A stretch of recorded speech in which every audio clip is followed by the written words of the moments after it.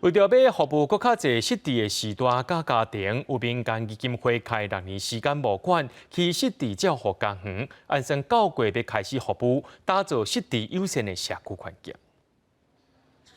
会当新港的菜图甲刀仔，方便行动无方便的时代使用。房间内天棚阁有几道，会当协助时代安全来洗身躯。接近700外平左右的失智照顾家园，会当照顾64位失智时代。希望透过科技的导入，还有照顾辅具的导入，让我们的台湾的照护，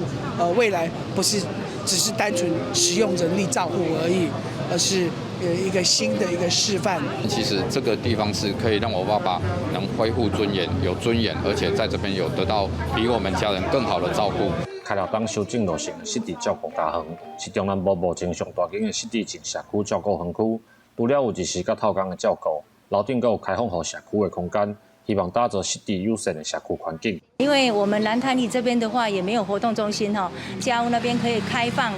公共空间给我们，那当然是一个很好的一个环境一个地方。严重的失智症者，那造成家里照顾者的一个负担是非常重的，所以我们也会鼓励这个团体家屋这一类的这种社区型的照顾。天主教中华圣母基金会表示，这个失智照顾家园按算9月就要开始来正式服务，希望用生活就是福建的照顾方式，照顾失智时代甲因的家庭。记者林伟霆家己报道。